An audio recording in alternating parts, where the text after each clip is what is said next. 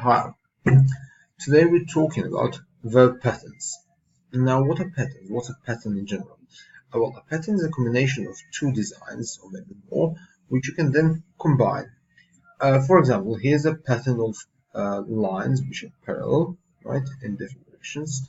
This is a pattern which could go maybe down or something. And this is a pattern of hexagons, black and white hexagons. And if you combine that, you know what you get, right? A ball. Okay. So a verb pattern, what's that? Well, you take two verbs and you put them together, but you need to find some way of putting them together, right? So it looks good, like these lines here. So we do this by putting one verb into the ing form or into the infinitive form, right? So we can say, would you mind helping me? She promised to help me. It didn't stop raining all day yesterday. Maybe we should stop to buy an umbrella. But when do you use ing when you use to infinitive? Well, this lesson is about that. There's some verbs which are usually followed by ing, right? So, recommend, finish, avoid, enjoy, and all the others here. There's more than that, of course. Will normally follow by ing. I finished eating. You risk not getting any ice cream here. This is a negative, right? So you can say you risk not getting any ice cream. There's some verbs which are always followed or usually followed by to infinitive. Decide, want, promise, plan, forget, would like, and many others. I promised to get home by 10. I've decided not to join. Right? In these verbs, well, there's two lists. You can learn them by heart, and it's easy because you always know what to use. And somehow it will come naturally the more you read it. In some cases, it's even better. There's examples where it's all cool. I can start, begin, continue, pause, and you can say started raining or started to rain, and you're all happy. In some cases, it's well almost the same, but not quite. So when you have like, love, and hate, there's one meaning where you basically saying that you enjoy something or you don't enjoy it. So you can say I like watching old films on telly, right? I enjoy watching them, and I hate something on the show. Right? But there's another meaning when you say I like to wash up as soon as I finish eating. Well, no one likes, no one enjoys washing up, right?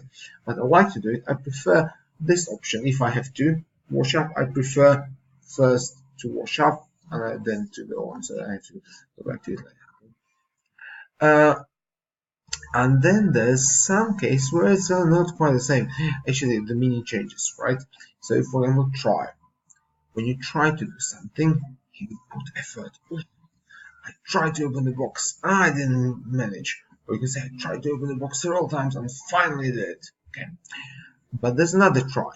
Try doing something. This is the one you, I have a problem here. How to solve it?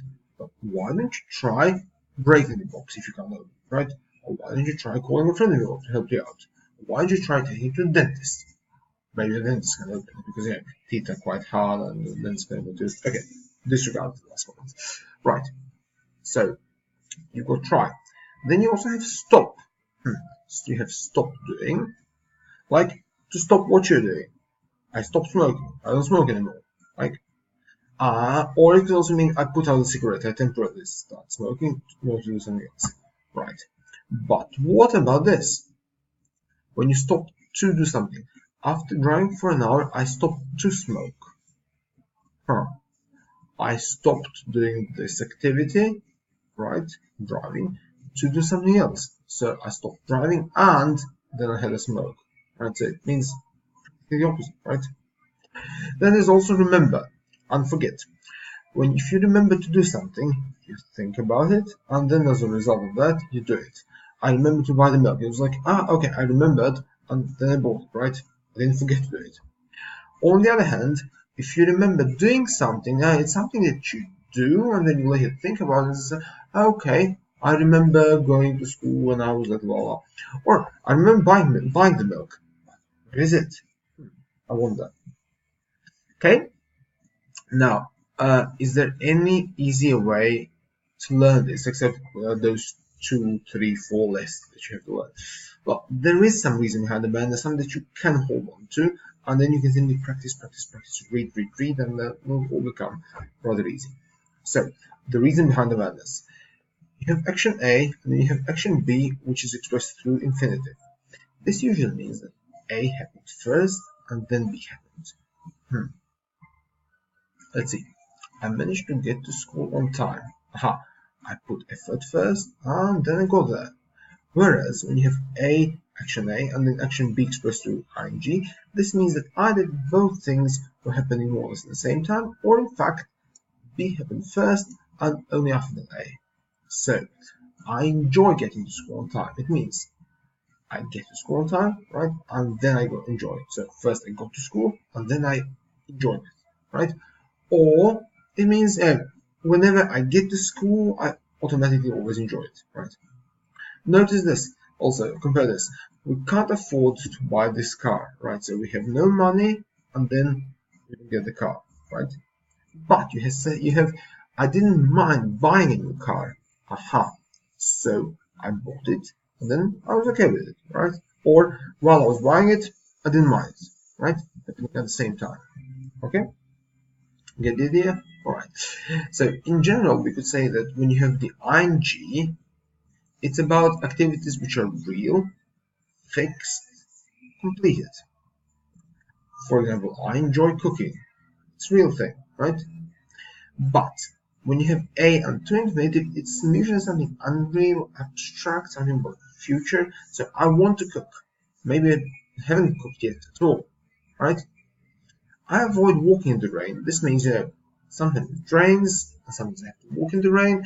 I don't quite like it. I try to make it happen as rare as possible. On the other hand, I would like to walk in the rain. This walking in the rain hasn't happened, right? So it's something it's in my head. I've never walked in the rain before at all.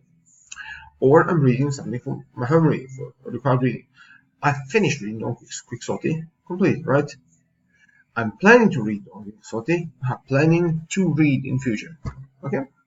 Now, if all of this seems complicated, well, it means you have to put more effort into it and you have to practice. I recommend doing the exercises in your books, in your book and methods, right?